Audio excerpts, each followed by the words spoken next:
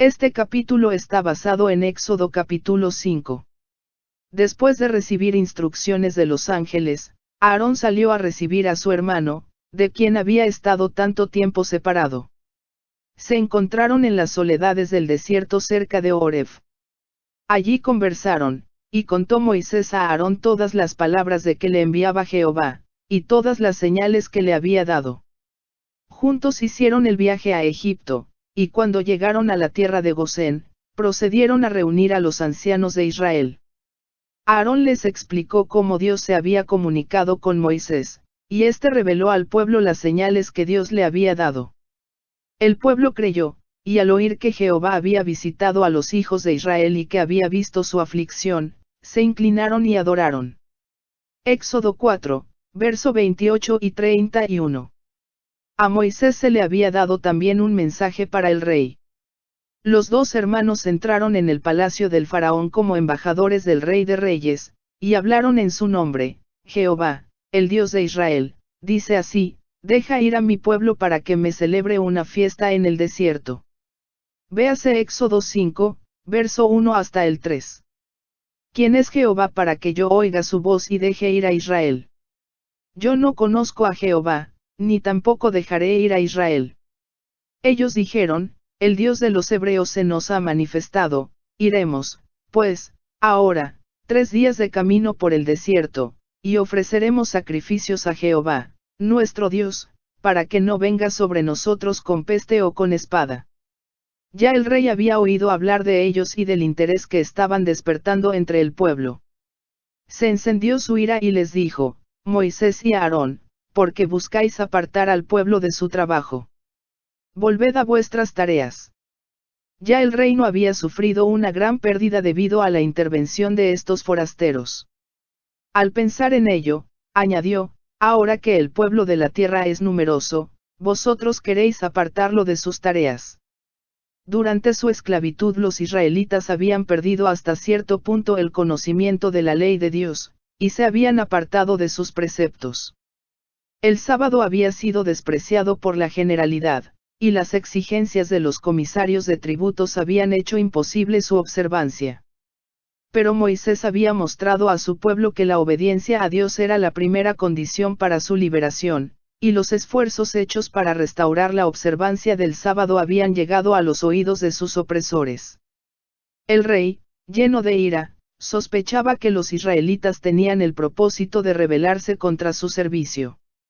El descontento era el resultado de la ociosidad, trataría de que no tuvieran tiempo para dedicarlo a proyectos peligrosos. Inmediatamente dictó medidas para hacer más severo su trabajo y aplastar el espíritu de independencia. El mismo día, ordenó hacer aún más cruel y opresiva su labor. En aquel país el material de construcción más común eran los ladrillos secados al sol, las paredes de los mejores edificios se construían de este material, y luego se recubrían de piedra, y la fabricación de los ladrillos requería una gran cantidad de siervos. Como el barro se mezclaba con paja, para que se adhiriera bien, se requerían grandes cantidades de este último elemento. El rey ordenó ahora que no se suministrara más paja, que los obreros debían buscarla a ellos mismos, y esto exigiéndoseles que fabricaran la misma cantidad de ladrillos. Esta orden causó gran consternación entre los israelitas por todos los lugares del país. Los comisarios egipcios habían nombrado a capataces hebreos para dirigir el trabajo del pueblo, y estos capataces eran responsables de la producción de los que estaban bajo su cuidado. Cuando la exigencia del rey se puso en vigor, el pueblo se diseminó por todo el país para recoger rastrojo en vez de paja, pero les fue imposible realizar la cantidad de trabajo acostumbrada. A causa del fracaso, los capataces hebreos fueron azotados cruelmente. Estos capataces creyeron que su opresión venía de sus comisarios, y no del rey mismo, y se presentaron ante éste con sus quejas. Su protesta fue recibida por el faraón con un insulto: están ociosos. Por eso claman diciendo: vamos y ofrezcamos sacrificios a nuestro Dios. Se les ordenó regresar a su trabajo, con la declaración de que de ninguna manera se aligerarían sus cargas. Al volver, encontraron a Moisés y a Aarón y clamaron ante ellos: que Jehová os examine y os juzgue, pues nos habéis hecho odiosos ante el faraón y sus siervos, y les habéis puesto la espada en la mano para que nos maten. Cuando Moisés oyó estos reproches se afligió mucho. Los sufrimientos del pueblo habían aumentado en gran manera. Por toda la tierra se elevó un grito de desesperación de ancianos y jóvenes, y todos se unieron para culparlo a él por el desastroso cambio de su condición. Con amargura de alma Moisés clamó a Dios: Señor, ¿por qué afliges a este pueblo? ¿Para qué me enviaste? Porque desde que yo fui al faraón para hablarle en tu nombre, ha afligido a este pueblo, y tú no has librado a tu pueblo. Jehová respondió a Moisés: Ahora verás lo que yo haré al faraón, porque con mano fuerte los dejará ir, y con mano fuerte los echará de su tierra.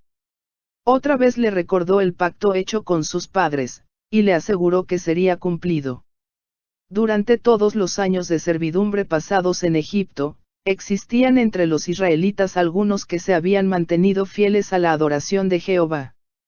Estos se preocupaban profundamente cuando veían a sus hijos presenciar diariamente las abominaciones de los paganos, y aún postrarse ante sus dioses falsos.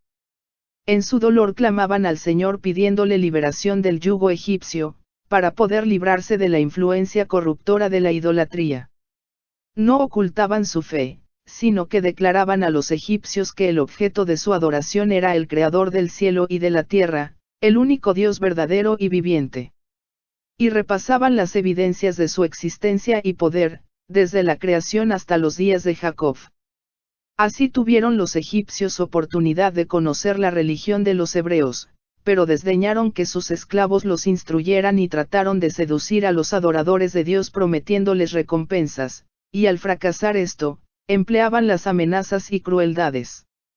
Los ancianos de Israel trataron de sostener la desfalleciente fe de sus hermanos, repitiéndoles las promesas hechas a sus padres, y las palabras proféticas con que, antes de su muerte, José predijo la liberación de su pueblo de Egipto.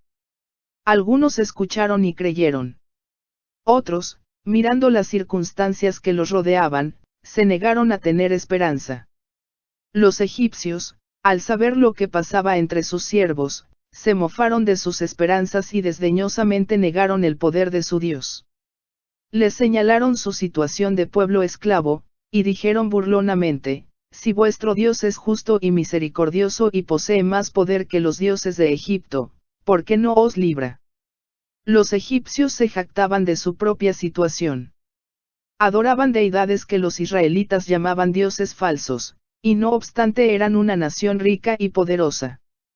Afirmaban que sus dioses los habían bendecido con prosperidad, y les habían dado a los israelitas como siervos, y se vanagloriaban de su poder de oprimir y destruir a los adoradores de Jehová. El mismo faraón mismo se jactó de que el Dios de los hebreos no podía librarlos de su mano.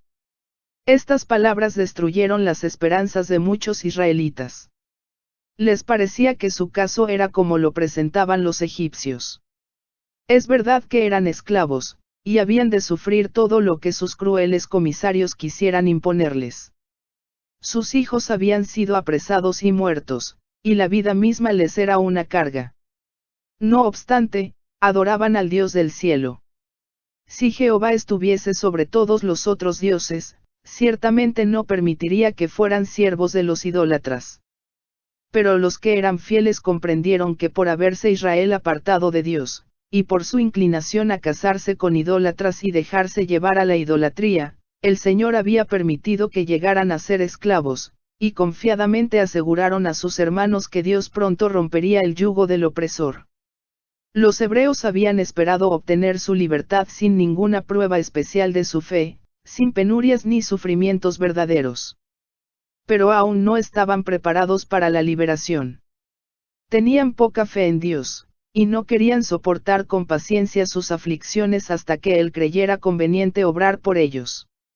Muchos se conformaban con permanecer en la servidumbre, antes que enfrentar las dificultades que acompañarían el traslado a una tierra extraña, y los hábitos de algunos se habían hecho tan parecidos a los de los egipcios que preferían vivir en Egipto.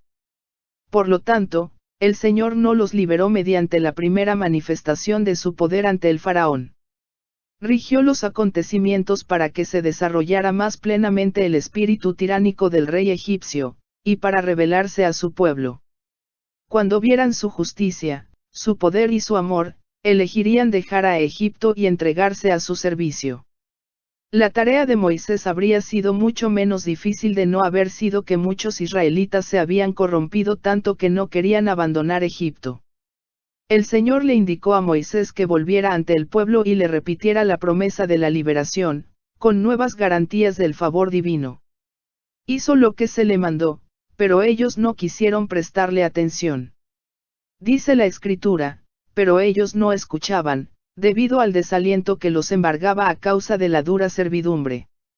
De nuevo llegó el mensaje divino a Moisés: entra y dile al faraón, rey de Egipto, que deje ir de su tierra a los hijos de Israel. Desalentado contestó: los hijos de Israel no me escuchan, ¿cómo me escuchará el faraón? Se le dijo que llevara a Aarón consigo, y que se presentara ante el faraón, para pedir otra vez que deje ir de su tierra a los hijos de Israel. Se le dijo que el monarca no cedería hasta que Dios visitara con sus juicios a Egipto y sacara a Israel mediante una poderosa manifestación de su poder. Antes de enviar cada plaga, Moisés había de describir su naturaleza y sus efectos, para que el rey se salvara de ella si quería. Todo castigo despreciado sería seguido de uno más severo, hasta que su orgulloso corazón se humillara, y reconociera al Creador del cielo y de la tierra como el Dios verdadero y viviente. El Señor iba a dar a los egipcios la oportunidad de ver cuán vana era la sabiduría de sus hombres fuertes, cuán débil el poder de sus dioses, que se oponían a los mandamientos de Jehová. Castigaría al pueblo egipcio por su idolatría, y anularía las supuestas bendiciones que decían recibir de sus dioses inanimados. Dios glorificaría su propio nombre para que otras naciones oyeran de su poder y temblaran ante sus prodigios, y para que su pueblo se apartara de la idolatría y le tributara verdadera adoración. Otra vez Moisés y Aarón entraron en los señoriales salones del rey de Egipto. Allí, rodeados de altas columnas y relucientes adornos, de bellas pinturas y esculturas de los dioses paganos, ante el monarca del reino más poderoso de aquel entonces, estaban de pie los dos representantes de la raza esclavizada, con el objeto de repetir el mandato de Dios que requería que Israel fuera librado.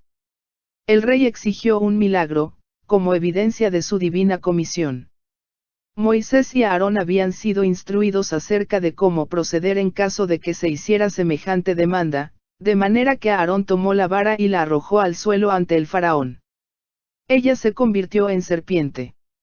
El monarca hizo llamar a sus sabios y hechiceros, y cada uno echó su vara, las cuales se volvieron culebras, pero la vara de Aarón devoró las varas de ellos. Entonces el rey, más decidido que antes, declaró que sus magos eran iguales en poder a Moisés y a Aarón, denunció a los siervos del Señor como impostores, y se sintió seguro al resistir sus demandas. Sin embargo, aunque menospreció su mensaje, el poder divino le impidió hacerles daño. Fue la mano de Dios, y no la influencia ni el poder de origen humano que poseyeran Moisés y Aarón, lo que obró los milagros hechos ante el faraón.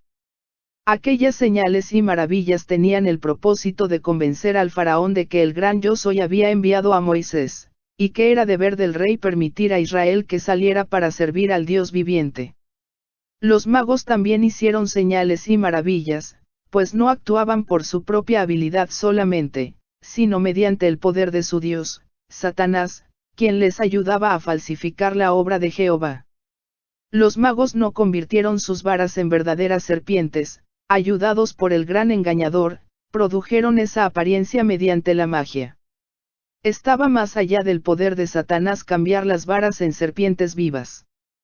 El príncipe del mal, aunque posee toda la sabiduría y el poder de un ángel caído, no puede crear o dar vida, esta prerrogativa pertenece únicamente a Dios. Pero Satanás hizo todo lo que estaba a su alcance. Produjo una falsificación. Para la vista humana las varas se convirtieron en serpientes. Así lo creyeron el faraón y su corte. Nada había en su apariencia que las diferenciara de la serpiente producida por Moisés. Aunque el Señor hizo que la serpiente verdadera se tragara a las falsas, el faraón no lo consideró como obra del poder de Dios, sino como resultado de una magia superior a la de sus siervos. El faraón deseaba justificar la terquedad que manifestaba al resistirse al mandato divino, y buscó algún pretexto para menospreciar los milagros que Dios había hecho por medio de Moisés. Satanás le dio exactamente lo que quería. Mediante la obra que realizó por intermedio de los magos, hizo aparecer ante los egipcios a Moisés y a Aarón como simples magos y hechiceros, y dio así a entender que su demanda no merecía el debido respeto al mensaje de un ser superior. De esta manera la falsificación satánica logró su propósito, envalentonó a los egipcios en su rebelión y provocó el endurecimiento del corazón de el faraón contra la convicción del Espíritu Santo. Satanás también esperaba turbar la fe de Moisés y de Aarón en el origen divino de su misión, a fin de que sus propios instrumentos prevaleciesen. No quería que los hijos de Israel fueran libertados de su servidumbre, para servir al Dios viviente. Pero el príncipe del mal tenía todavía un objeto más profundo al hacer sus maravillas por medio de los magos. Él sabía muy bien que Moisés, al romper el yugo de la servidumbre de los hijos de Israel, prefiguraba a Cristo, quien había de quitar el yugo del pecado de sobre la familia humana. Sabía que cuando Cristo apareciera, haría grandes milagros para mostrar al mundo que Dios lo había enviado. Satanás tembló por su poder. Falsificando la obra que Dios hacía por medio de Moisés, esperaba no tan solo impedir la liberación de Israel, sino ejercer además una influencia que a través de las edades venideras destruiría la fe en los milagros de Cristo. Satanás trata constantemente de falsificar la obra de Jesús, para establecer su propio poder y sus pretensiones. Induce a los hombres a explicar los milagros de Cristo como si fueran resultado de la capacidad y del poder humanos. De esa manera destruye en muchas mentes la fe en Cristo como Hijo de Dios, y las lleva a rechazar los bondadosos ofrecimientos de misericordia hechos mediante el plan de redención. A Moisés y a Aarón se les indicó que a la mañana siguiente se dirigieran a la ribera del río, a donde solía ir el rey. Como las crecientes del Nilo eran la fuente del alimento y la riqueza de todo Egipto, se adoraba a este río como a un dios, y el monarca iba allá diariamente a cumplir sus devociones. En ese lugar los dos hermanos le repitieron su mensaje, y después, alargando la vara, hirieron el agua. La sagrada corriente se convirtió en sangre, los peces murieron, y el río se tornó hediondo. El agua que estaba en las casas, y la provisión que se guardaba en las cisternas también se transformó en sangre. Pero los encantadores de Egipto hicieron lo mismo. El faraón se volvió y regresó a su casa, sin prestar atención tampoco a esto. La plaga duró 7 días, pero sin efecto alguno. Nuevamente se alzó la vara sobre las aguas, y del río salieron ranas que se esparcieron por toda la tierra. Invadieron las casas, donde tomaron posesión de las alcobas, y aun de los hornos y las arteses. Este animal era considerado por los egipcios como sagrado, y no querían destruirlo. Pero las viscosas ranas se volvieron intolerables. Pululaban hasta en el palacio del faraón, y el rey estaba impaciente por alejarlas de allí. Los magos habían aparentado producir ranas, pero no pudieron quitarlas. Al verlo, el faraón fue humillado. Llamó a Moisés y a Aarón y dijo: «Orad a Jehová para que aparte las ranas de mí y de mi pueblo, y dejaré ir a tu pueblo para que ofrezca sacrificios a Jehová». Luego de recordar al rey su jactancia anterior, le pidieron que designara el tiempo en que debieran orar para que desapareciera la plaga. El faraón designó el día siguiente, con la secreta esperanza de que en el intervalo las ranas desapareciesen por sí solas, librándolo de esa manera de la amarga humillación de someterse al Dios de Israel. La plaga, sin embargo, continuó hasta el tiempo señalado, en el cual en todo Egipto murieron las ranas, pero permanecieron sus cuerpos putrefactos corrompiendo la atmósfera. El Señor pudo haber convertido las ranas en polvo en un momento, pero no lo hizo, no sea que una vez eliminadas, el rey y su pueblo dijeran que había sido el resultado de hechicerías y encantamientos como los que hacían los magos. Cuando las ranas murieron, fueron juntadas en montones.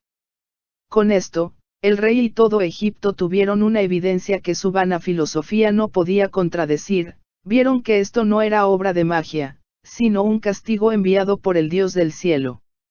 Pero al ver el faraón que le habían dado reposo, endureció su corazón. Entonces, en virtud del mandamiento de Dios, Aarón alargó la mano, y el polvo de la tierra se convirtió en piojos por todos los ámbitos de Egipto. El faraón llamó a sus magos para que hicieran lo mismo, pero no pudieron.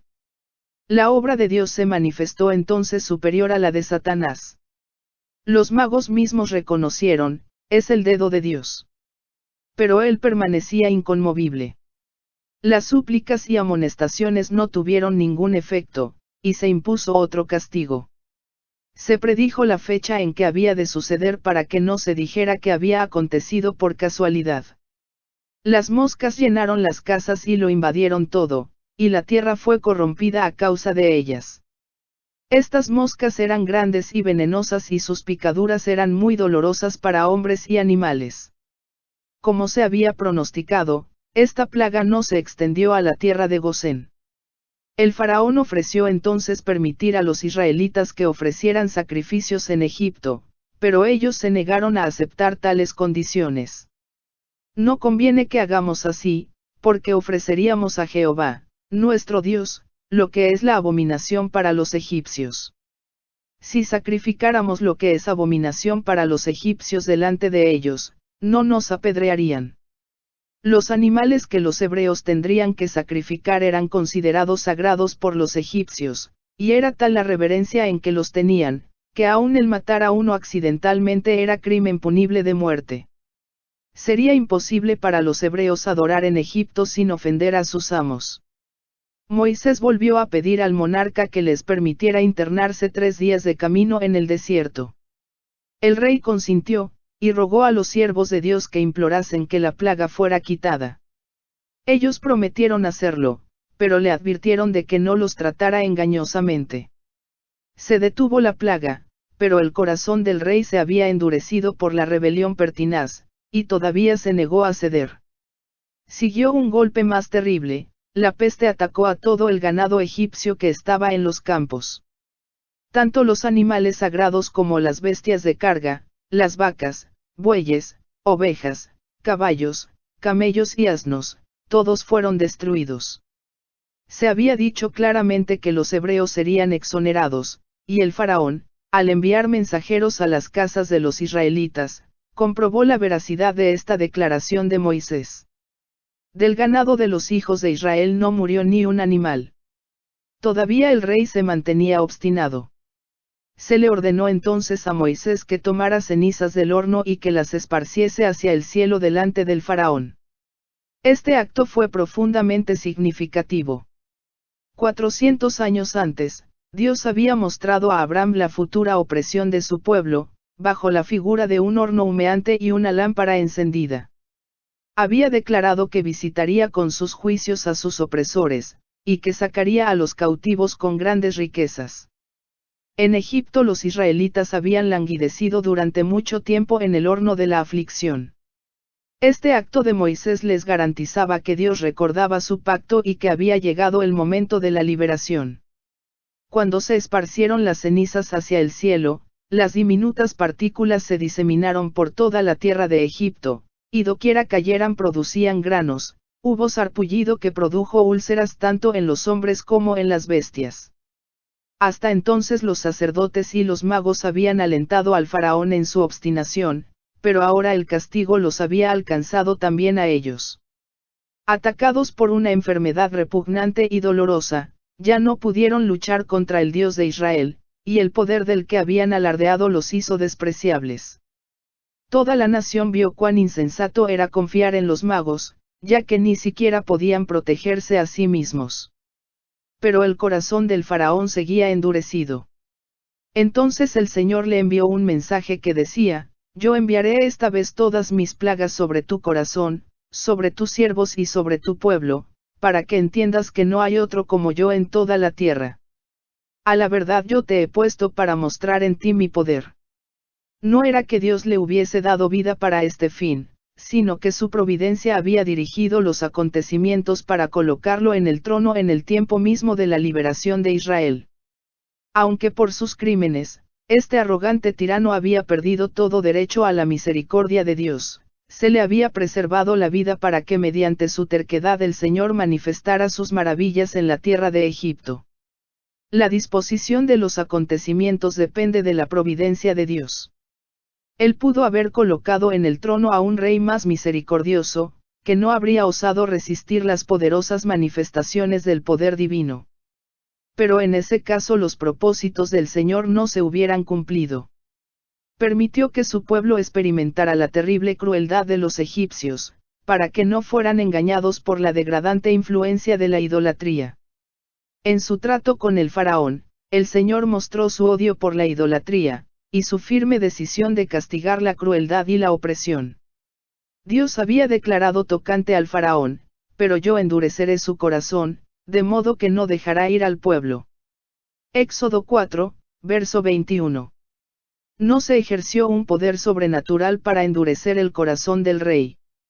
Dios dio al faraón las muestras más evidentes de su divino poder, pero el monarca se negó obstinadamente a aceptar la luz. Toda manifestación del poder infinito que él rechazara lo empecinó más en su rebelión. El principio de rebelión que el rey sembró cuando rechazó el primer milagro, produjo su cosecha. Al mantener su terquedad y aumentarla gradualmente, su corazón se endureció más y más, hasta que fue llamado a contemplar el rostro frío de su primogénito muerto. Dios habla a los hombres por medio de sus siervos, dándoles amonestaciones y advertencias y censurando el pecado. Da a cada uno oportunidad de corregir sus errores antes de que se arraiguen en el carácter, pero si uno se niega a corregirse, el poder divino no se interpone para contrarrestar la tendencia de su propia acción. La persona encuentra que le es más fácil repetirla. Va endureciendo su corazón contra la influencia del Espíritu Santo. Al rechazar después la luz se coloca en una posición en la cual aún una influencia mucho más fuerte será ineficaz para producir una impresión permanente. El que cedió una vez a la tentación cederá con más facilidad la segunda vez. Toda repetición del pecado aminora la fuerza para resistir, ciega los ojos y ahoga la convicción. Toda semilla de complacencia propia que se siembre dará fruto. Dios no obra milagros para impedir la cosecha. Todo lo que el hombre siembre, eso también segará. Gálatas 6, verso 7. El que manifiesta una temeridad incrédula e indiferencia hacia la verdad divina, no cosecha sino lo que sembró. Es así como las multitudes escuchan con obstinada indiferencia las verdades que una vez conmovieron sus almas. Sembraron descuido y resistencia a la verdad, y eso es lo que recogen. Los que están tratando de tranquilizar una conciencia culpable con la idea de que pueden cambiar su mala conducta cuando quieran, de que pueden jugar con las invitaciones de la misericordia, y todavía seguir siendo impresionados, lo hacen por su propia cuenta y riesgo. Ponen toda su influencia del lado del gran rebelde, y creen que en un momento de suma necesidad, cuando el peligro los rodee, podrán cambiar de jefe sin dificultad. Pero esto no puede realizarse tan fácilmente. La experiencia, la educación, la práctica de una vida de pecaminosa complacencia, amoldan tan completamente el carácter que impiden recibir entonces la imagen de Jesús. Si la luz no hubiera alumbrado su senda, su situación habría sido diferente. La misericordia podría interponerse, y darles oportunidad de aceptar sus ofrecimientos, pero después que la luz haya sido rechazada y menospreciada durante mucho tiempo será, por fin, retirada. El faraón fue amenazado con una plaga de granizo y se le advirtió, envía, pues, a recoger tu ganado y todo lo que tienes en el campo, porque todo hombre o animal que se halle en el campo y no sea recogido en casa, el granizo caerá sobre él, y morirá. La lluvia o el granizo eran en Egipto una cosa inusitada, y, tormenta como la predicha, nunca antes se había visto. La noticia se extendió rápidamente, y todos los que creyeron la palabra del Señor reunieron su ganado, mientras los que menospreciaron la advertencia lo dejaron en el campo. En esa forma, en medio de un castigo se manifestó la misericordia de Dios, se probó a las personas, y se mostró cuántos habían sido llevados a temer a Dios mediante la manifestación de su poder. La tormenta llegó según lo predicho, truenos, granizo y fuego mezclados, tan grande cual nunca hubo en toda la tierra de Egipto desde que fue habitada. Aquel granizo hirió en toda la tierra de Egipto todo lo que estaba en el campo, así hombres como bestias, también destrozó el granizo toda la hierba del campo, y desgajó todos los árboles del país. La ruina y la desolación marcaron la senda del ángel destructor. Únicamente se salvó la región de Gosén. Se demostró a los egipcios que la tierra está bajo el dominio del Dios viviente, que los elementos responden a su voz, y que la verdadera seguridad está en obedecerlo. Todo Egipto tembló ante el tremendo juicio divino. El faraón llamó a prisa a los dos hermanos y dijo: he pecado esta vez, Jehová es justo, y yo y mi pueblo impíos. Orad a Jehová para que cesen los truenos de Dios y el granizo. Yo os dejaré ir, y no os detendréis más. Moisés le respondió: tan pronto salga yo de la ciudad, extenderé mis manos a Jehová, los truenos cesarán y no habrá más granizo, para que sepas que de Jehová es la tierra. Pero yo sé que ni tú ni tus siervos temeréis todavía la presencia de Jehová Dios. Moisés sabía que la lucha aún no había terminado. Las confesiones del faraón así como sus promesas no eran efecto de un cambio radical en su mente o en su corazón, sino que eran arrancadas por el terror y la angustia. No obstante, Moisés prometió responder a su súplica, pues no deseaba darle oportunidad de continuar en su terquedad. El profeta, sin hacer caso de la furia de la tempestad, salió y el faraón y todo su séquito fueron testigos del poder de Jehová para preservar a su mensajero. Cuando salió de la ciudad, Moisés extendió sus manos a Jehová, y cesaron los truenos y el granizo, y la lluvia no cayó más sobre la tierra. Pero tan pronto como el rey se hubo tranquilizado de sus temores, su corazón volvió a su perversidad. Entonces el Señor dijo a Moisés: entra a la presencia del faraón, porque yo he endurecido su corazón y el corazón de sus siervos, para mostrar entre ellos estas mis señales, para que cuentes a tus hijos y a tus nietos las cosas que yo hice en Egipto y las señales que hice entre ellos, y así sepáis que yo soy Jehová. El Señor estaba manifestando su poder, para afirmar la fe de Israel en él como único Dios verdadero y viviente. Daría inequívocas pruebas de la diferencia que hacía entre ellos y los egipcios, y haría que todas las naciones conocieran que los hebreos, a quienes ellos habían despreciado y oprimido, estaban bajo la protección del cielo.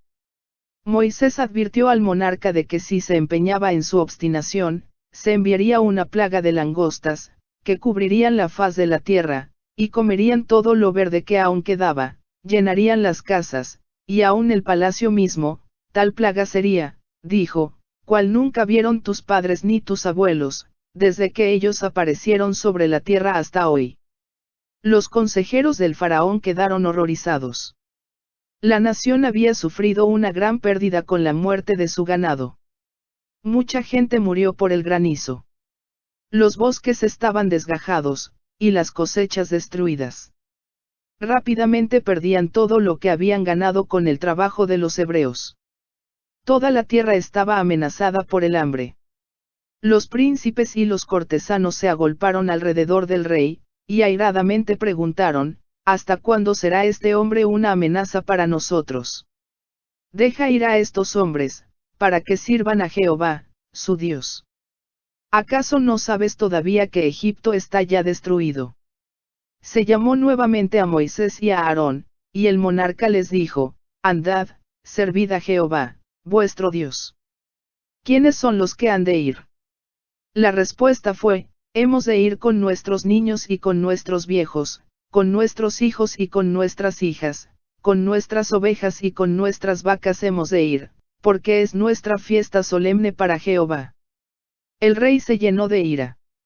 Él les dijo: así sea Jehová con vosotros. ¿Cómo os voy a dejar ir a vosotros y a vuestros niños? Mirad cómo el mal está delante de vuestro rostro. No será así. Id ahora vosotros los hombres y servid a Jehová, pues esto es lo que vosotros pedisteis. Y los echaron de la presencia del faraón. El monarca había tratado de destruir a los israelitas mediante trabajos forzados, pero ahora aparentaba tener profundo interés en su bienestar y tierno cuidado por sus pequeñuelos. Su verdadero objeto era retener a las mujeres y los niños como garantía del regreso de los hombres.